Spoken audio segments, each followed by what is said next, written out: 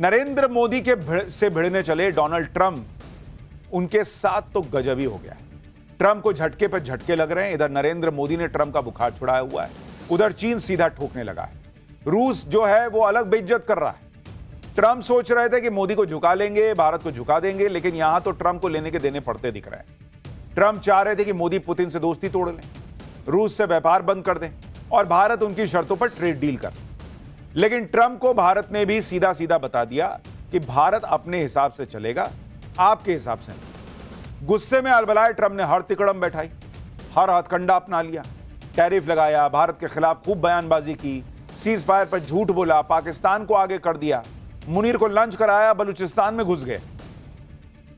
लेकिन ट्रंप की इस प्रेशर पॉलिटिक्स के आगे पीएम मोदी नहीं झुके। उल्टे पीएम मोदी ने ट्रंप को क्लियर कट मैसेज दे दिया कि रूस से दोस्ती रुकेगी नहीं और ट्रेड डील पर झुकेंगे नहीं। इधर ट्रंप ने रूस से दोस्ती को लेकर धमकाया, उधर पीएम मोदी ने पहले एनएसए अजीत डोभाल को रूस भेजा। अब भारत के विदेश मंत्री एस जयशंकर रूस जाने वाले हैं। कमाल की बात यह है कि अगले हफ्ते चीन के विदेश मंत्री लंबे वक्त के बाद भारत के दौरे पर आ रहे हैं और उसके कुछ ही दिनों बाद पीएम मोदी चीन जाएंगे। यानी पीएम मोदी ने रूस और चीन को साथ लेकर गजब गेम सेट किया। पीएम मोदी ने कैसे कूटनीति का गेम सेट किया वो थोड़ी देर में आपको आगे बताऊंगा। लेकिन ट्रंप की दूसरी दिक्कत ट्रेड डील भी है। ट्रंप ने भारत पर 50% टैरिफ लगाया, लेकिन ट्रेड डील पर भारत टस से मस नहीं। ट्रंप को लगा कि नरेंद्र मोदी तो कोई लोड नहीं ले रहे, तो ट्रंप ने दूसरा तिकड़म इस्तेमाल किया, कहा कि वो भारत से ट्रेड डील पर बात नहीं करे। मतलब नाराज फूफा की तरह ट्रंप ने मुंह फुला लिया। लेकिन भारत ने यह कहकर ट्रंप की सारी अकड़ निकाल दी कि ट्रेड डील नहीं होगी तो कोई बात नहीं, दूसरा बाजार तलाश नहीं, अकेला अमेरिका ही थोड़े बचा है। पीएम मोदी ने एक बार फिर ट्रंप को यह संदेश भिजवा दिया कि ट्रेड डील हो या ना हो, भारत के किसानों के हितों से कोई समझौता नहीं होगा। पीएम मोदी ने कायदे से समझा दिया कि भारत बहुत बड़ा बाजार है, बहुत बड़ी जनसंख्या हमारे पास, अपने प्रोडक्ट्स हम खुद ही खपा लेंगे, अमेरिका क्या करेगा। यानी पीएम मोदी के खिलाफ ट्रंप का कोई वार अभी तक चला नहीं। पीएम मोदी ट्रंप को झटके पे झटके दे रहे हैं, सवाल। लेकिन अमेरिकी राष्ट्रपति का बुरा टाइम सिर्फ भारत को लेकर नहीं चल रहा, बल्कि रूस के राष्ट्रपति पुतिन और चीन के राष्ट्रपति शी जिनपिंग भी ट्रंप को शॉक दे रहे हैं। दूसरी तरफ भारत को उलझाए रखने के लिए ट्रंप वही घिसी पिटी पाकिस्तान को पंप करो, उसको आगे करो वाली घटिया चाल चल रहा है। ट्रंप ने पाकिस्तान को लेकर क्या नई चाल चली है? पाकिस्तान भारत को 48 घंटे में 3 धमकी क्यों दे चुका है? पीएम मोदी के अमेरिका जाने की खबर कैसे आ गई? क्या मोदी और ट्रंप मिलने वाले हैं? यह सब आपको दिखाऊंगा। लेकिन वर्ल्ड की पॉलिटिक्स में, जियो पॉलिटिक्स में जो तूफान आ रखा है, उसकी एक झलक देखिए।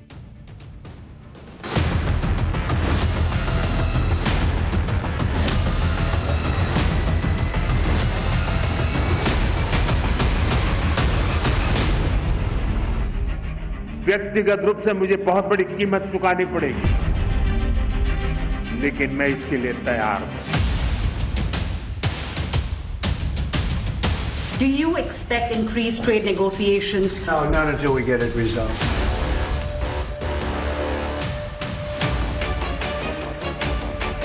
किसान भाइयों निश्चिंत रहना, क्या हो जाएगा देखेंगे। Probably in the first 2 minutes, I'll know exactly whether or not a deal can be made. हमने आपको पहले ही कहा था कि नरेंद्र मोदी से भिड़कर ट्रंप बहुत बुरा फंसने जा रहे हैं, और अब वो होता दिख रहा है। क्योंकि नरेंद्र मोदी अब धीरे धीरे वो काम करते जा रहे हैं कि ट्रंप अलबलाते जा रहे हैं। आप याद कीजिए कि जिस वक्त ट्रंप भारत को धमकियां दे रहे थे, भारत पर एक्स्ट्रा टैरिफ लगा रहे थे, भारत से कह रहे थे कि रूस से दोस्ती तोड़ लो, उसी वक्त नरेंद्र मोदी ने जो राष्ट्रीय सुरक्षा सलाहकार हैं एनएसए अजीत डोभाल, उनको रूस भेज दिया।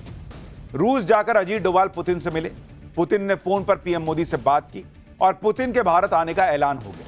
यह ट्रंप को नरेंद्र मोदी का डायरेक्ट मैसेज था कि उनके पास भी खेलने के लिए बहुत पत्ते हैं। इसी में नरेंद्र मोदी ने एक पत्ता और चल दिया है। अब भारत के विदेश मंत्री एस जयशंकर रूस जा रहे हैं। 21 अगस्त को रूस के विदेश मंत्री सरगई लावरोव से मिलेंगे। भारत के विदेश मंत्री एस जयशंकर ऐसे वक्त में रूस जा रहे हैं जब 2 दिन बाद ही यूक्रेन युद्ध को लेकर ट्रंप और पुतिन की मुलाकात होने वाली है।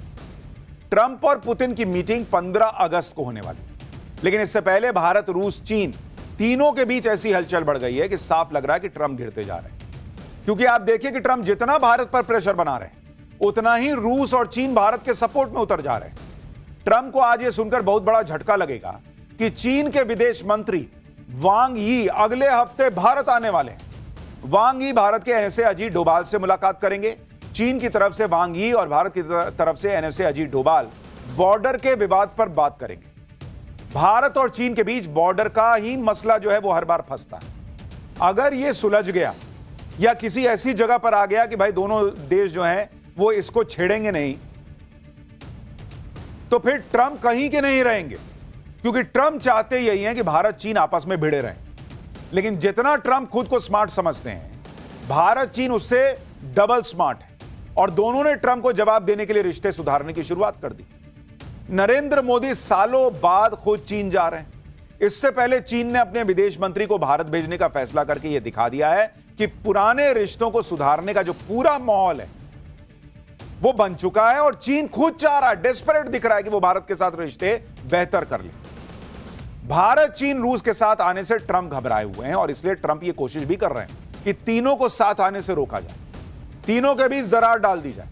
ट्रंप ने एक आखिरी कोशिश भी की। आप देखिए कि रूस से तेल खरीदने पर भारत पर ट्रंप ने एक्स्ट्रा टैरिफ लगाया, लेकिन चीन तो भारत से ज्यादा तेल रूस से खरीदता है, उस पर एक्स्ट्रा टैरिफ नहीं लगा रहे हैं। इतना ही नहीं, ट्रंप ने चीन पे जो टैरिफ लगाया है उसे 90 दिन के लिए टाल भी दिया, यानी चीन को एक्स्ट्रा टाइम भी दे दिया।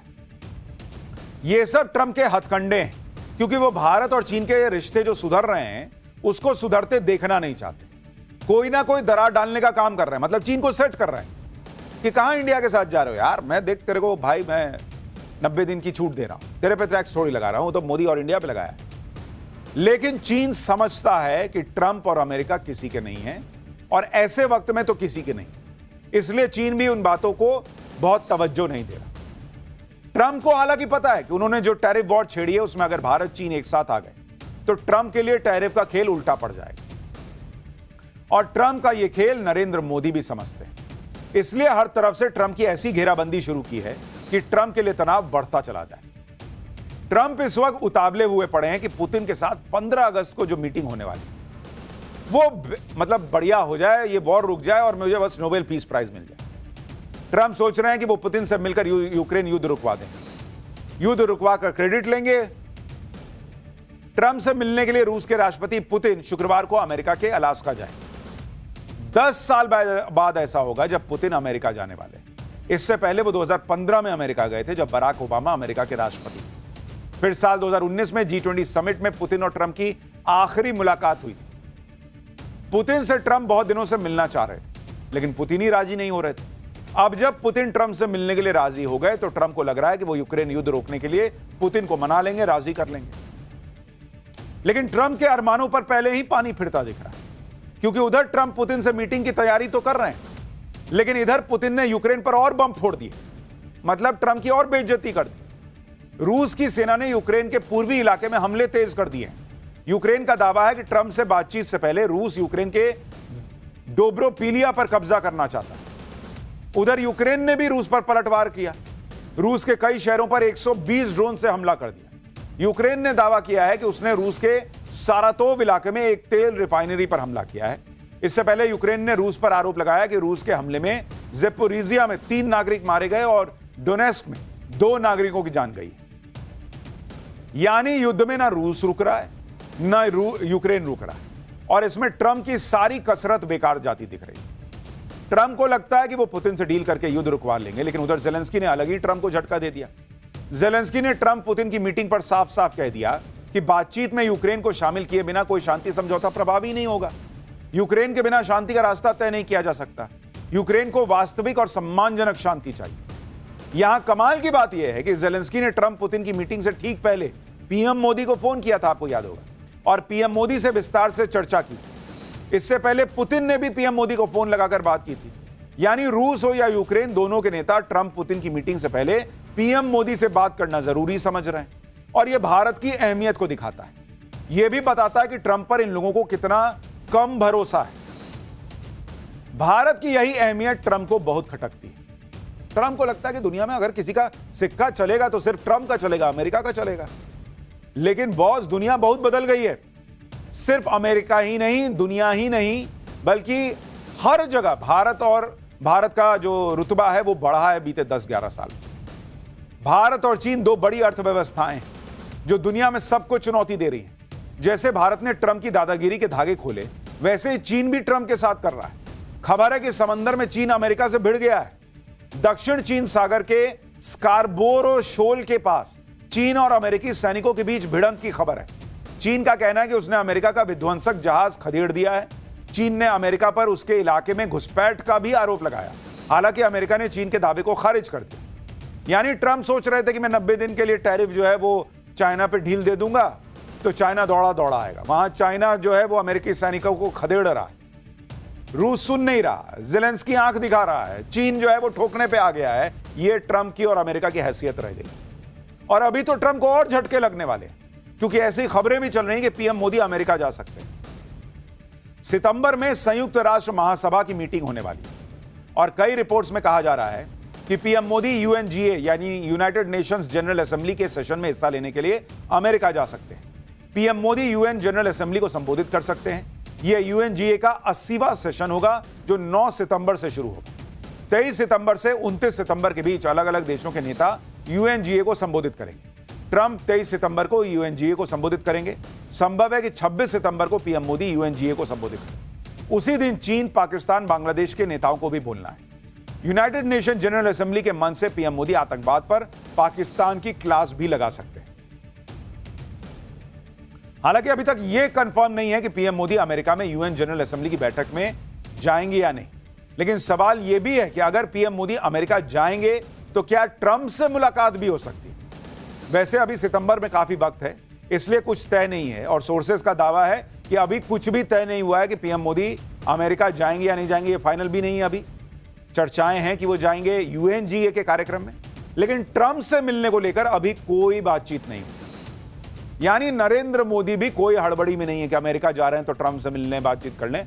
ना भाई, तुम फालतू का काम कर रहे हो, पाकिस्तान को पंप कर रहे हो, हम पे टैरिफ लगा रहे हो, होशियारी दिखा रहे हो और हम जाएंगे तुमसे मिलने, वो भी बिना कोई बातचीत हुए कि हाँ हम आ गए हैं। हाँ, कुछ बातचीत होगी तो देखा जाएगा आगे क्या माहौल बनता है। मोदी अमेरिका जाएंगे या नहीं, ट्रंप से मिलेंगे या नहीं, ये तो अभी क्लियर नहीं। लेकिन एक बात पक्की है कि मोदी झुकेंगे नहीं। किसानों के हितों से समझौता नहीं होगा, फिर चाहे अमेरिका के साथ डील हो या ना हो।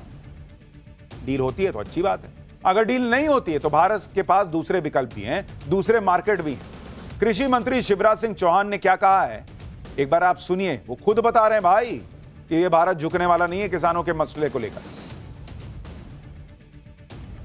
एग्रीकल्चर खोल लो, क्यों तुम्हारे घर की खेती खोल दें तुम्हारे लिए। किसान भाइयों निश्चिंत रहना, किसी भी कीमत पर। अरे क्या हो जाएगा देखेंगे। 144 करोड़ का भारत है हमारा, 144 करोड़। थोड़ी तकलीफ होगी, देखा जाएगा। हम नए बाजार ढूंढेंगे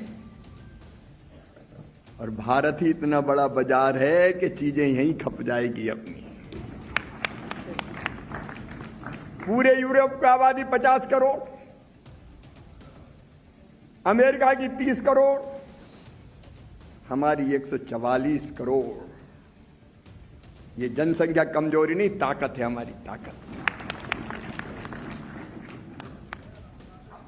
और इसलिए ये फैसला हुआ। यानी कृषि मंत्री खुद बता रहे हैं कि अमेरिका चाहता था कि भारत के कृषि बाजार में वो घुस जाए, वो मोदी ने होने नहीं दिया। हाँ, थोड़ा बहुत नुकसान होगा, ये सरकार भी समझ रही है, नरेंद्र मोदी ने भी कहा है, कृषि मंत्री भी कह रहे हैं। लेकिन भाई, थोड़ा बहुत नुकसान देश को मिलकर सहना ही होगा। थोड़े बहुत नुकसान के लिए पूरे देश के साथ, उसके सम्मान के साथ समझौता थोड़ी होगा।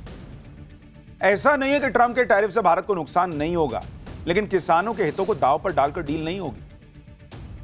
भारत के सामने नया चैलेंज तो है, लेकिन उस चैलेंज का वो सामना करेगा। अभी जो नुकसान है वो ये है कि ग्लोबल ट्रेड रिसर्च इनिशिएटिव के मुताबिक श्रिम्प, ऑर्गेनिक केमिकल, ज्वेलरी के एक्सपोर्ट में 50 से 70% गिरावट देखने को मिल सकती है। 4 महीने में क्रिसमस आने वाला है। अमेरिका से ज्वेलरी के ऑर्डर इस महीने तक आने लगते हैं। इन ऑर्डर्स पर असर पड़ रहा है। गुजरात में आर्टिफिशियल डायमंड का बहुत बड़ा मार्केट है। टैरिफ की वजह से करीब 2 लाख लोगों की नौकरी संकट में आ सकती है। भारत करीब 65,000 करोड़ की कीमत का श्रिम्प दुनिया भर में एक्सपोर्ट करता है, जिसका 20% हिस्सा अमेरिका जाता है। अनुमान है कि करीब बंगाल, ओडिशा के 40 लाख लोगों पर इसका असर पड़ेगा।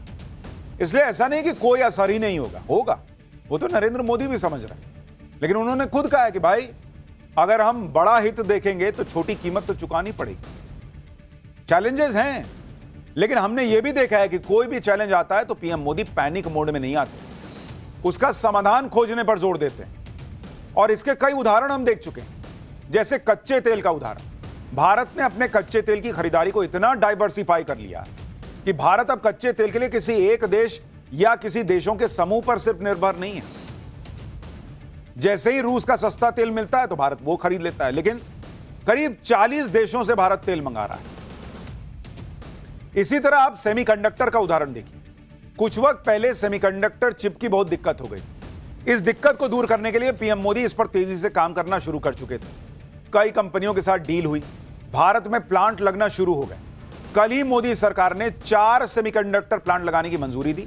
ओडिशा, आंध्र प्रदेश और पंजाब में खोले जाएंगे। 3 की दी है, ओडिशा, आंध्र प्रदेश और पंजाब। इसके लिए 4,594 करोड़ रुपए मंजूर भी किए गए। किसानों के लिए पीएम मोदी इसलिए अड़े हुए हैं क्योंकि अमेरिका के किसान और भारत के किसान में बहुत अंतर है भाई। भारत के किसान और अमेरिका के किसानी में भी बहुत अंतर है। कृषि मंत्री शिवराज सिंह चौहान इसी बात को बता रहे हैं। क्या कह रहे हैं सुनिए एक बार, फिर आपको बताता हूं कि ट्रंप जो चाहते हैं वो मोदी कभी नहीं होने देंगे। लेकिन ट्रंप के लिए भी आसान क्यों नहीं? की लैंड होल्डिंग कितनी है आपको पता है? 10,000 हेक्टर, 15,000 हेक्टर, एकड़ नहीं हेक्टर के फार्म हाउस, हेलीकॉप्टर उतारते हैं फार्म हाउसों में। और हमारा किसान 1 एकड़, 1.5 एकड़, 2 एकड़, 2.5 एकड़, 3 एकड़, और कई के पास तो 1.25 एकड़, आधा एकड़ भी जमीन है भाई। थोड़ी थोड़ी जमीन है हमारे पास। क्या मुकाबला फेयर है ये? किसान भाइयों, पूरा देश आशंकित था, क्या होगा क्या होगा। और वो क्या चाहते हैं? वो ये चाहते हैं कि उनका सोयाबीन का यहां आए, उनका गेहूं, उनका मक्का, उनका चावल। पर हेक्टर उत्पादन में लागत कम लगती है भाई, क्योंकि जीएम सीड्स और बाकी चीजें इस्तेमाल करते हैं तो पैदा ज्यादा होता है तो लागत कम लगती है। हमारे यहां पर हेक्टर उत्पादन की लागत वहां से बहुत ज्यादा है, और खुलेआम वो आ जाता तो हमारे यहां जो फसलें उनके दाम अपने देश में और गिर जाते। किसान कहां जाता? मुझे बता दो, किसान कहां जाता? यानी ट्रंप जो चाहते हैं वो मोदी नहीं होने देंगे। और उसकी वजह कृषि मंत्री बता रहे हैं कि नरेंद्र मोदी अपने देश के किसानों का भयंकर नुकसान हो जाता अगर अमेरिका के लिए यूं मार्केट खोल देते। ये समझते हुए ट्रंप से भिड़ गए। और ट्रंप के लिए भी आसान नहीं है, क्योंकि उल्टे अमेरिका में ही ये बातें हो रही हैं कि ट्रंप के टैरिफ का झटका आखिरकार अमेरिका की जनता को लगेगा। ट्रंप के मंत्री सारा दोष भारत पर डाल रहे हैं। अमेरिका के वित्त मंत्री स्कॉट बेसेंट ने कह दिया कि भारत के साथ ट्रेड डील थोड़ी मुश्किल हो रही है, क्योंकि भारत अमेरिका के बीच डील में भारत अमेरिका की बात नहीं मान रहा। क्यों मान ले भाई? भारत ट्रेड डील की बातचीत में अड़ियल रवैया दिखा रहा है।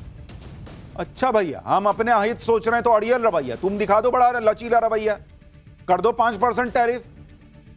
इस बयान से साफ है कि अमेरिका को भी समझ में आ गया कि ट्रंप जिसे टैरिफ बम समझ रहे थे वो भारत पर फुस्सी बम साबित हुआ। अमेरिका के वित्त मंत्री स्कॉट बेसेंट को भी यह बात समझ में आ गई। ये वही मंत्री हैं जिनसे अमेरिकी संसद में ट्रंप की टैरिफ नीति का बचाव करते नहीं वो बन रहा था। यानी अमेरिकी सांसदों का अब्बा डब्बा जब्बा हो जा रहा है। वहीं पर उनके देश में लोग पूछ रहे हैं कि टैरिफ कौन बढ़ता है? भैया पब्लिक बढ़ती है। भारत के खिलाफ ट्रंप के सारे कार्ड खत्म होते जा रहे हैं। ट्रंप समझ चुके हैं कि उनकी टैरिफ धमकियों का नरेंद्र मोदी पर कोई असर नहीं हो रहा। इसलिए अब ट्रंप ने पाकिस्तानी कार्ड चला, भारत और नरेंद्र मोदी के खिलाफ माहौल बनाने की कोशिश कर। तभी तो ट्रंप की शय पर ही पिछले 48 घंटों में 3 पाकिस्तानी नेताओं ने भारत के खिलाफ धमकी भरे बयान दिए। पाकिस्तान का फर्जी फील्ड मार्शल असीम मुनीर अमेरिका में खड़े होकर कहता है कि अगर सिंधु नदी पर भारत ने डैम बनाया तो पाकिस्तान उसे 10 मिसाइलों से उड़ा देगा। अबे 10 मिसाइल आपकी भाई गिरेगी तब तो आप उड़ाओगे, वो तो हवा में फूट जाती है। उसके बाद पाकिस्तान का पूर्व विदेश मंत्री बिलावल भुट्टो गीदड़ भपकी देता है कि सिंधु का पानी वापस लेने के लिए पाकिस्तान जंग भी लड़ सकता है भारत से। और अब पाकिस्तान के प्रधानमंत्री शहबाज शरीफ की जुबान ने जहर उगला है, जो धमकी दे रहे हैं कि भारत ने अगर पानी रोका तो ऐसा सबक सिखा देंगे कि जिंदगी भर याद रहे। ये धमकियां देने की जरूरत पाकिस्तान को ट्रंप दे रहे हैं, जिसके पीछे ट्रंप का मकसद क्या है इसकी भी बात करेंगे।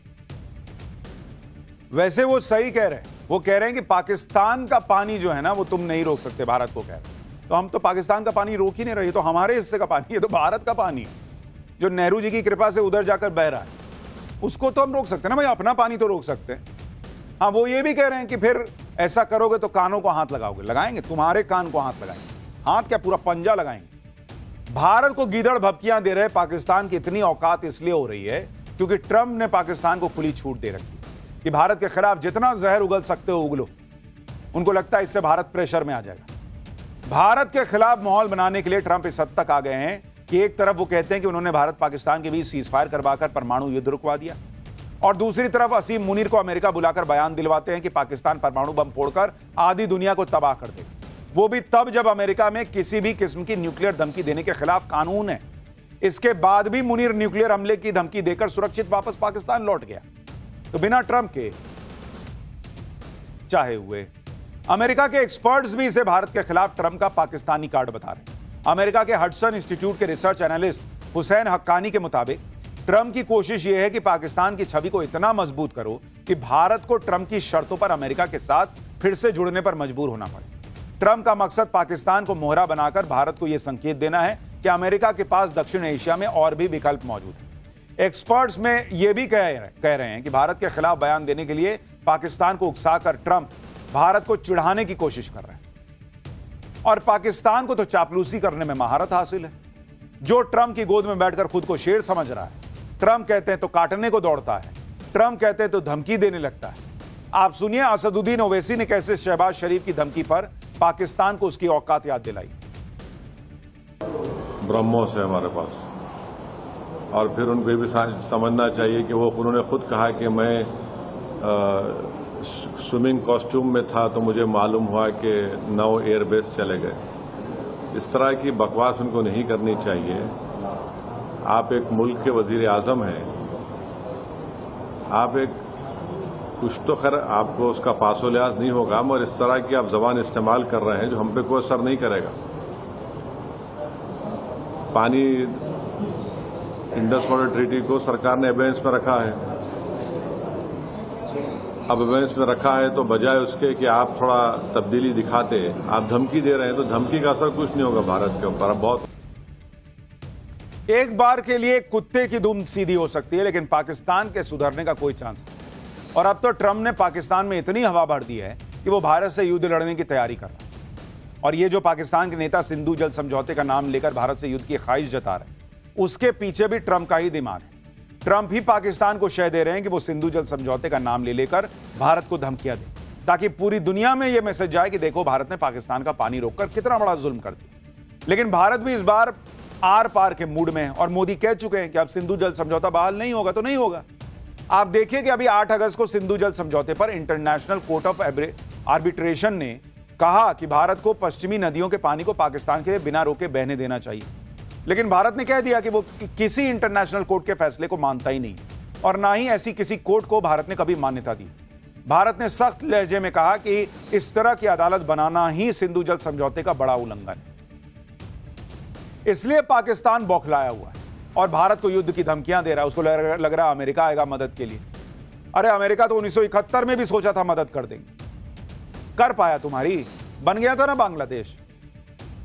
अरे अभी बैठो यार, इधर चाइना तुम्हारी मदद करेगा कि नहीं, अब वही भरोसा नहीं बचा। ऐसे बोलता है ये बिलावल भुट्टो, ऐसा लगता है अभी गजल वजल गाना शुरू करेगा।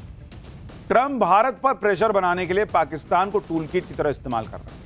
पाकिस्तान के जरिए भारत पर प्रेशर बनाने की हर तिकड़म लगा रहे हैं, जिसका फायदा उठाकर मुनीर ने ट्रंप से एक बड़ा काम भी निकलवा लिया।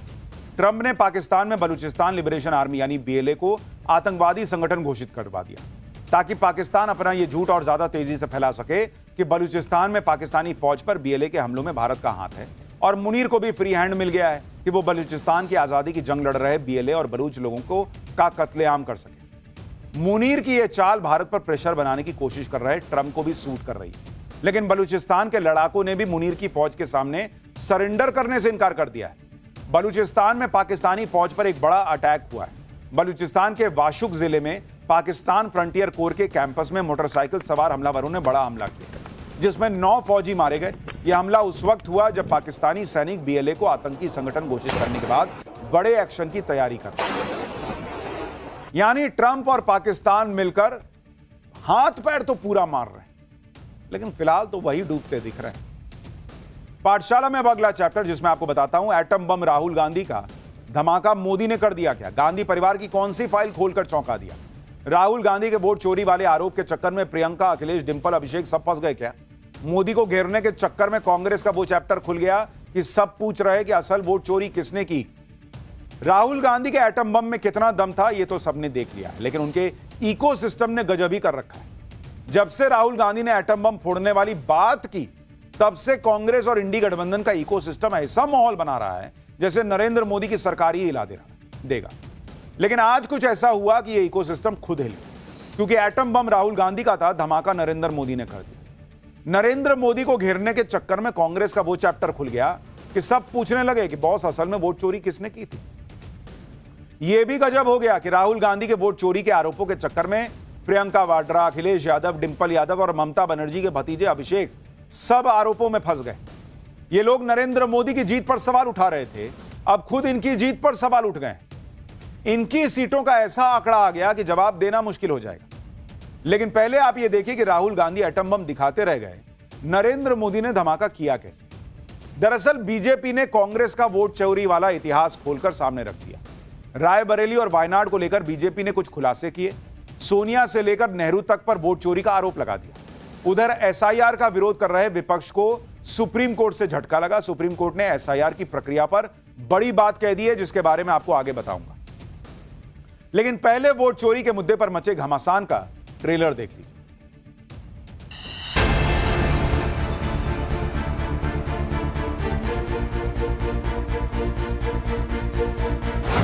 अभी पिक्चर बाकी है। कल कुछ कांग्रेस के लोग कह रहे थे राहुल गांधी जी और विपक्ष के नेताओं ने बवंडर खड़ा किया। अरे भाई बवंडर नहीं, बलंडर है।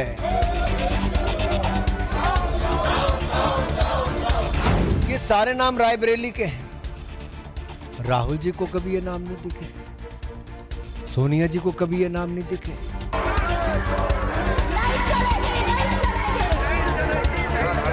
तो क्या आपने अपने बीएलए से, अपने पोलिंग बूथ एजेंट से या आपने वोट मांगे, आपने कभी नहीं देखा? श्रीमान राहुल गांधी जी 2 बार चुनाव लड़े।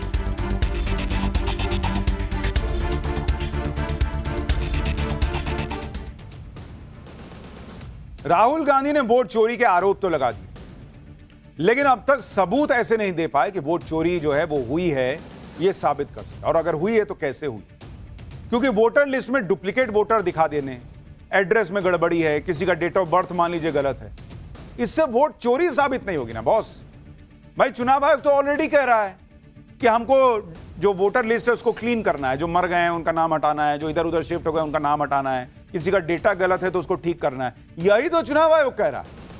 लेकिन जिसका मान लीजिए डेटा गलत पड़ गया है, उसने बीजेपी को ही वोट दिया, यह कैसे साबित हो रहा है? लेकिन ये लोग इस बात पर माहौल बना रहे हैं कि किसी वोटर का एड्रेस में अगर मकान नंबर 0 है तो इसका मतलब वोट चोरी हुआ है।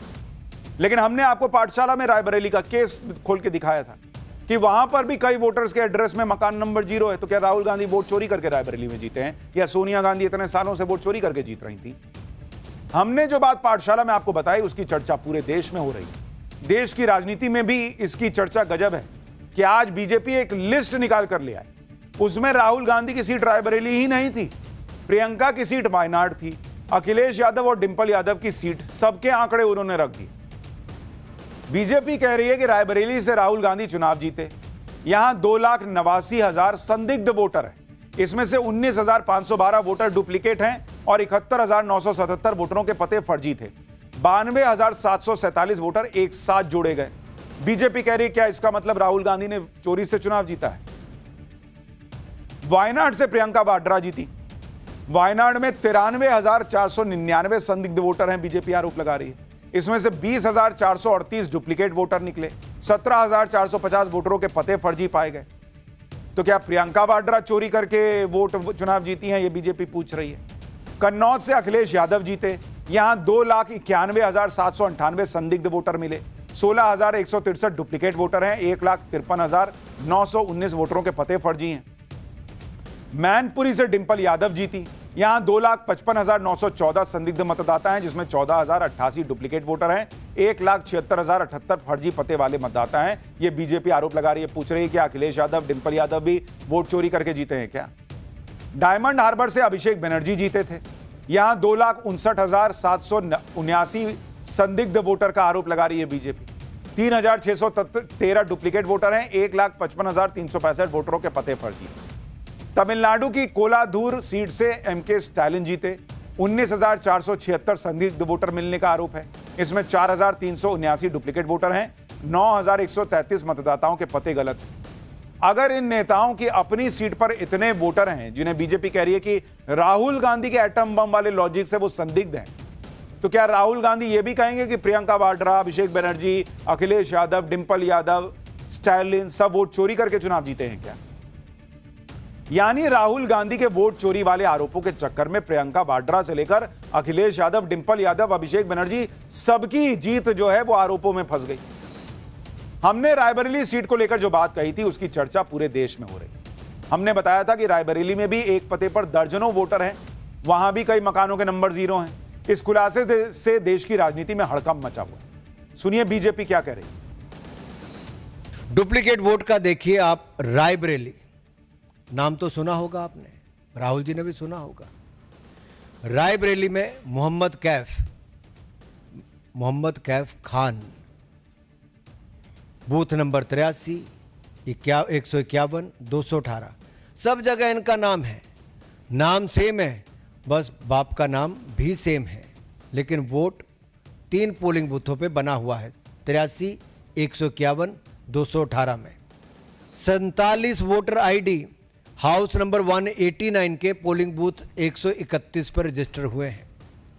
ये रायबरेली में हुए हैं, जो 47 वोटर आईडी। मोहम्मद इस्लाम है, मोहम्मद इरफान है, मोहम्मद कासिम है, फिर साफिया मोहम्मद कासिम है, फ़करून निहा है, मोहम्मद कबीर है, श्रीमती फरीदा बानो है, शकील अंसारी है, मोहम्मद अयूब है, सबनम है। ये सारे नाम रायबरेली के हैं। राहुल जी को कभी ये नाम नहीं दिखे, सोनिया जी को कभी ये नाम नहीं दिखे। यानी नरेंद्र मोदी को घेरने के चक्कर में खुद कांग्रेस और इंडी गठबंधन की छीछालेदर हो रही। खुद इनके बड़े नेताओं की सीटों पर वोटर लिस्ट की पोल खुल रही है, जो राहुल गांधी के एटम बम वाले खुलासे से जोड़कर बताई जा रही है। खुद इनकी जीत पर सवाल उठने लगे। इतना ही नहीं, इसी में कांग्रेस का पुराना इतिहास भी खुल गया। बाबा साहब अंबेडकर की बात होने लगी कि कैसे उस समय वोट रिजेक्ट करवाकर अंबेडकर को चुनाव हरवाया गया था क्या। इसके आरोप कांग्रेस और कम्युनिस्टों पर लगते थे। आपको इसका इतिहास भी बताता हूं। 1952 में हुए पहले लोकसभा चुनाव में डॉक्टर भीमराव अंबेडकर उत्तर मुंबई सीट से कैंडिडेट थे। अंबेडकर के खिलाफ कांग्रेस ने अंबेडकर के ही पूर्व पीए NS काजरोलकर को टिकट दिया। रिकॉर्ड्स के मुताबिक इस चुनाव में 74,333 वोट खारिज हुए। 74,000 से ज्यादा वोट खारिज हुए, जबकि अंबेडकर मात्र 14,561 वोट से चुनाव हारे। अब आप देख रहे हैं 74,000 वोट खारिज हो गया। हार और जीत का मार्जिन कितना? 14,000 वोट, 14,500। अगर वो 74,000 वोट खारिज नहीं होते तो क्या अंबेडकर जीत गए होते? काजरोलकर को 1,38,137 वोट मिले, जबकि बाबा साहब अंबेडकर को 1,23,576 वोट। 21 अप्रैल 1952 को अंबेडकर ने चुनावों में धांधली का आरोप लगाते हुए 18 पेज की बकायदा याचिका दायर की थी और चुनावी नतीजों को चुनौती दी थी अंबेडकर ने। अब ये सब इतिहास के पन्ने खुल रहे हैं कि भाई वो भी वोट चोरी थी क्या। कांग्रेस का यह हिस्ट्री का चैप्टर खुला तो बात सोनिया गांधी के पहली बार वोटर बनने तक पहुंच गई। ऐसा दावा किया जाता है कि भारत की नागरिकता लेने से पहले ही सोनिया गांधी का नाम वोटर लिस्ट में शामिल कर लिया गया था। इसके बारे में प्रसार भारती के चीफ रहे सूर्य प्रकाश ने मई 1999 में लिखे एक आर्टिकल में बड़ा दावा किया था। इस आर्टिकल के मुताबिक पहली बार सोनिया गांधी का नाम 1980 में वोटर लिस्ट में आया, जबकि सोनिया गांधी को भारत की नागरिकता 1983 में मिली। जिस वक्त सोनिया गांधी का नाम वोटर लिस्ट में शामिल हुआ उस वक्त वो इटली की नागरिक। 1980 में गांधी परिवार एक सफदरजंग रोड में रहता था, जो तत्कालीन प्रधानमंत्री इंदिरा गांधी का सरकारी आवास था। इस पते पर रजिस्टर किए गए वोटर्स में पहले इंदिरा गांधी, फिर राजीव गांधी, संजय गांधी और मेनका गांधी का नाम शामिल था। लेकिन जब 1 जनवरी 1980 में नई दिल्ली लोकसभा क्षेत्र की वोटर लिस्ट रिवाइज हुई तो इसमें सोनिया गांधी का नाम भी शामिल हो गया। यह नाम पोलिंग स्टेशन 145 के सीरियल नंबर 388 पर दर्ज किया गया था। जब भारतीय नागरिक नहीं होने के बावजूद सोनिया गांधी का नाम वोटर लिस्ट में शामिल किए जाने पर बवाल हुआ तो 1982 में सोनिया गांधी का नाम वोटर लिस्ट से हटा दिया गया। और जब 1 जनवरी 1983 को रिवाइज हुई वोटर लिस्ट में सोनिया गांधी का नाम पोलिंग स्टेशन 140 के सीरियल नंबर 236 में शामिल किया गया, तब भी इस पर गंभीर सवाल उठे, क्योंकि सोनिया गांधी को भारत की नागरिकता 30 अप्रैल 1983 को मिली थी, जबकि नाम जो शामिल हुआ था वो कहा जा रहा है कि 1 जनवरी 1983 को ही हो गया था रिवाइज लिस्ट में। यानी दावा है कि दो बार सोनिया गांधी का नाम भारत का नागरिक होने की शर्त को अनदेखा करते हुए वोटर लिस्ट में शामिल किया गया। सोनिया गांधी की नागरिकता को लेकर सवाल इसलिए भी उठे क्योंकि पूर्व पीएम राजीव गांधी से शादी के 15 साल बाद सोनिया गांधी ने भारत की नागरिकता ली। कांग्रेस के इस इतिहास की आज चर्चा हो रही है। उधर राहुल गांधी के दावे एक के बाद एक एक्सपोज होते जा रहे हैं। राहुल गांधी ने एक दावा यह भी किया था कि शाम 5 बजे के बाद अचानक वोटिंग बढ़ जाती। महाराष्ट्र विधानसभा में ऐसा ही हुआ था कि चुनाव आयोग ने 5 बजे के बाद अचानक मनमाने ढंग से वोटिंग परसेंटेज बढ़ा दी। लेकिन आज बीजेपी ने वो फैक्ट रख दिए जिससे राहुल गांधी के दावे पर सवाल उठ गए। आपको इसके बारे में भी बताता हूं। अगर आप देखेंगे कि जो राहुल गांधी कह रहे हैं और जो फैक्ट्स दिख रहा है उसमें कितना कनेक्शन है, तो अगर आप देखेंगे महाराष्ट्र चुनाव जो विधानसभा का चुनाव है, और ये आपको बता रहा हूं 2024 का 2024 का जो महाराष्ट्र में विधानसभा चुनाव हुआ, शाम 5 बजे तक कितने वोट पड़ रहे थे boss? On an average 58 lakh vote प्रति घंटे पड़ रहे थे शाम 5 बजे तक। ठीक है, 5 बजे के बाद कितने वोट पड़े भाई? सोचिए, राहुल गांधी कह रहे हैं कि मैसिव जंप आ गया। 32.5 लाख वोट प्रति घंटे पड़े, यानी 5 बजे के बाद वोटिंग स्पीड कम हो गई। उससे पहले हर घंटे ऑलमोस्ट 58 लाख वोट पर घंटे पड़ रहे थे, 5 बजे के बाद 32.5 लाख रह गया। तो राहुल गांधी जो दावा करते हैं ये उसके उलट है। और राहुल गांधी बार बार यही बात दोहराते कि महाराष्ट्र में मनमाने तरीके से वोटर लिस्ट में मतदाताओं को जोड़ा गया, धांधली हुई है। अब उनके जो नाम मनमाने ढंग से जोड़ने की बात है उसकी सच्चाई भी आपको बताता हूं।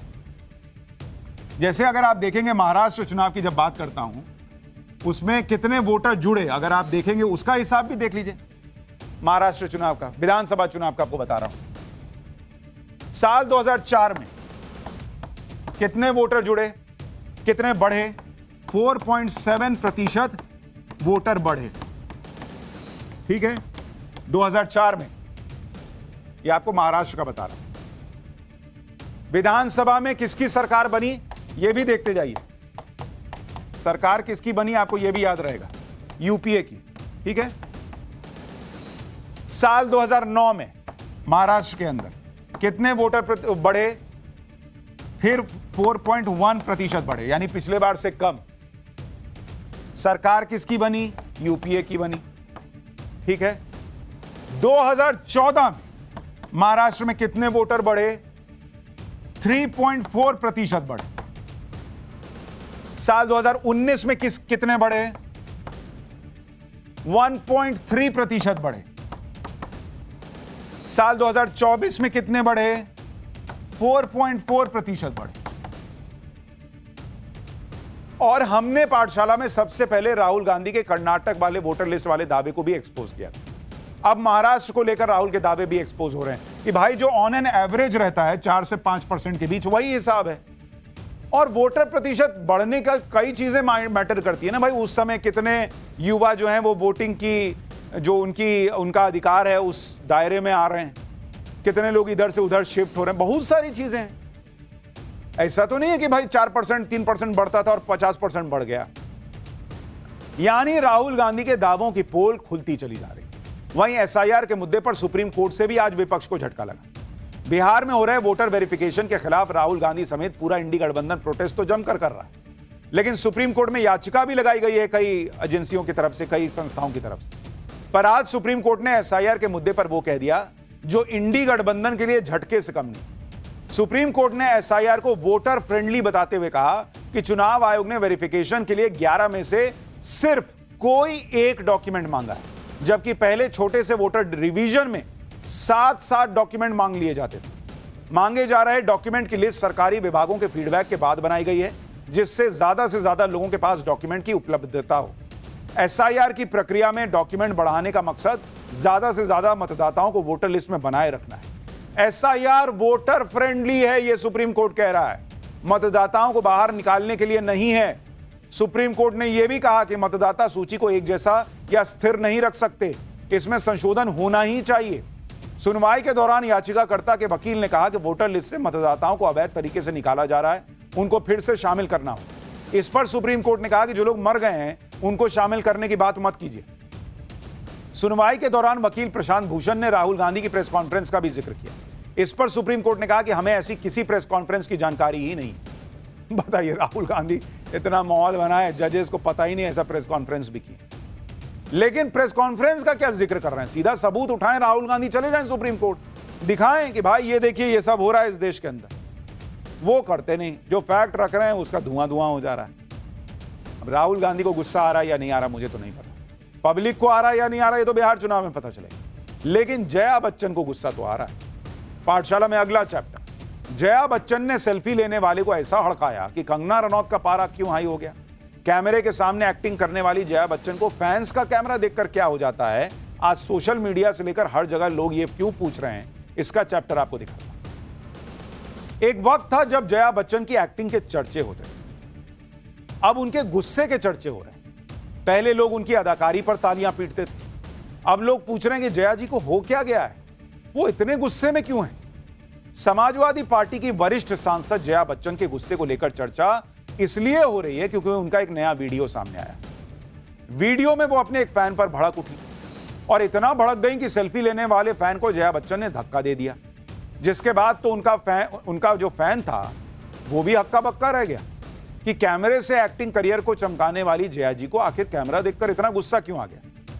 और ये कोई पहली बार नहीं है जब जया बच्चन अपने फैंस पर भड़की हों, इससे पहले भी अब उन्हें अपने चाहने वालों पर गुस्सा होते हुए कई बार देखा गया। संसद हो, कोई फंक्शन हो, कई बार जया बच्चन को गुस्से में देखा गया, लेकिन इस बार जया बच्चन का गुस्सा कई लोगों को पसंद नहीं है। सोशल मीडिया पर इसको लेकर तो लोग लिख ही रहे हैं। कंगना रनौत से लेकर फिल्म इंडस्ट्री के लोग भी जया बच्चन पर निशाना साध रहे हैं, उनके गुस्से को नाजायज बता रहे हैं। जया बच्चन को गुस्सा क्यों आता है, क्या हुआ, क्या फैन की भी गलती थी, ये सब आज इस पर बात करूंगा। जया बच्चन का गुस्सा फिर से चर्चा में, और ऐसा इसलिए क्योंकि जया बच्चन दिल्ली के कॉन्स्टिट्यूशनल क्लब पहुंची। इस दौरान उनका एक फैन सेल्फी खिंचवाने के लिए उनके बहुत करीब पहुंच गया, जिसके बाद जया बच्चन का गुस्सा 7वें आसमान पर पहुंच गया। जया बच्चन ने अपने फैन को पीछे की तरफ धक्का दिया और इसके बाद ऐसी डांट लगाई कि अब उसकी चर्चा हर तरफ है। जया बच्चन के साथ सांसद प्रियंका चतुर्वेदी और आरजेडी की मीसा भारती भी थी, वो भी उनका गुस्सा देखकर सन्न रह गई। जया बच्चन के धक्का देने और डांटने के बाद चेक शर्ट पहना शख्स हकबका गया। जया बच्चन की डांट सुनते हुए और झेपता हुआ वो दूर हट गया। देखिए, जिस वक्त जया बच्चन को गुस्सा आया वहां हुआ क्या था, एक बार देखिए, फिर आगे की बात बताता हूं।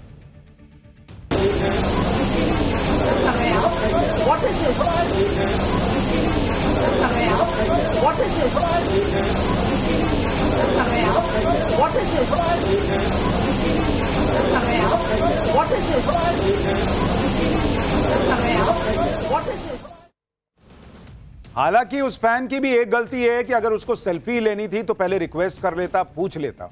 उसने सीधा सेल्फी लेना शुरू कर दिया। लेकिन लोग ये भी कह रहे हैं कि जया बच्चन जो है जिस तरीके से धक्का दे रही हैं, जिस तरह से नाराज हो रही हैं, उनका जितना बड़ा कद है बतौर एक्टर, क्या वो उनको सूट करता है? आसपास भी लोग हड़बड़ा गए कि क्या हुआ भाई। जया बच्चन के इस व्यवहार पर बीजेपी के सांसद और एक्ट्रेस कंगना रनौत भी भड़क गई। उन्होंने सोशल मीडिया पर लिख दिया कि जया बच्चन बिगड़ैल और विशेषाधिकार प्राप्त महिला हैं। लोग उनके नखरे को सिर्फ इसलिए बर्दाश्त करते हैं क्योंकि वो अमिताभ बच्चन जी की पत्नी है। कितनी शर्मनाक बात है। सपा की टोपी उनके ऊपर मुर्गे की कलगी जैसी दिखती है और वो खुद लाल टोपी लगाकर किसी लड़ाकू मुर्गे की तरह लगती है। जया बच्चन पर कंगना रनौत का यह बेहद पर्सनल अटैक था, लेकिन कंगना रनौत इसी बात के लिए विख्यात हैं कि वो तो बोलती हैं तो खुला बोल देती हैं। जया बच्चन के इस तरह का व्यवहार खुद फिल्म इंडस्ट्री के लोगों को अच्छा नहीं लग रहा। मशहूर डायरेक्टर अशोक पंडित ने भी सोशल मीडिया पर लंबा चौड़ा पोस्ट किया। अशोक पंडित ने लिखा कि जया बच्चन ने एक आम आदमी को सिर्फ इसलिए धक्का दिया क्योंकि वो सेल्फी लेने की कोशिश कर रहा था।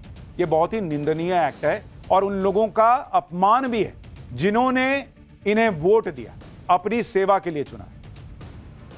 कई लोग जया बच्चन के इस व्यवहार पर कमेंट कर रहे हैं। कई लोग ऐसे भी हैं जो उनके इस व्यवहार से हैरान नहीं, क्योंकि पहली बार नहीं है जब पब्लिक प्लेटफॉर्म पर जया बच्चन का गुस्सा दिखा। इसी साल अप्रैल में अभिनेता मनोज कुमार की याद में प्रार्थना सभा हुई थी। इस मौके पर जब एक बुजुर्ग महिला ने जया बच्चन के साथ सेल्फी लेने की कोशिश की तो जया बच्चन का गुस्सा सभी ने देखा था। बुजुर्ग महिला ने जया बच्चन के कंधे पर हाथ रख दिया, जिसके बाद उन्होंने जमकर खरी खोटी सुना दी थी। हालांकि ऐसे मौके पर कोई फैन सेल्फी लेने की जिद करेगा, बिना पूछे हाथ लगाएगा तो गुस्सा आएगा किसी को, हो सकता है। कई बार तो फैंस भी भाई वो भी हद करते हैं, मना करने के बाद भी सेलिब्रिटीज को घेरे रहते हैं, ना मौका देखते हैं ना वक्त देखते हैं। ऐसा ही जब जया बच्चन के साथ हुआ तो वो कैसे भड़क गई थी। जया बच्चन भी जानती हैं कि उनके गुस्से की सब बात करते हैं। संसद में उन्होंने खुद इसके बारे में कहा था, सुनिए एक बार। कुछ हमारे साथी बोलते हैं आप इतना गुस्सा क्यों हो जाती। अब मेरा स्वभाव ऐसा है सर, मैं कैसे बदल दूं। जो चीज़ मुझे अच्छी नहीं लगती है और गलत है उसमें मैं गुस्सा कर जाती हूँ। अगर मैंने बुरी तरह से गुस्सा किया, अगर पर्सनली किसी के ऊपर मैंने कोई बुरी बात कही, उसके लिए मैं आप सबसे माफ़ी मांगती हूँ। जया बच्चन संसद में तो माफ़ी मांग रही, लेकिन उनके इस तरह के व्यवहार से उनके फैंस निराश होते हैं। कई लोग सोशल मीडिया पर निराश होते हैं कि भाई सारे सेलिब्रिटीज के पास लोग जाते हैं फोटो खिंचवाने के लिए, नहीं पसंद है आप भी प्यार से मना कर दीजिए। भाई वो आपका फैन है, वो आपको प्यार करता है, आपके कला को प्यार करता है, इसलिए फोटो खिंचवाना चाह रहा है। और ईश्वर ने आपको ऐसा बनाया, इस लायक इतना काम आपने किया, अच्छा काम किया, ईश्वर ने आपको आशीर्वाद दिया कि लोग आपके साथ फोटो खिंचवा सकें। यह भी याद रखना चाहिए, वरना दुनिया में करोड़ों लोग हैं, कितनों के साथ लोग सेल्फी लेते हैं।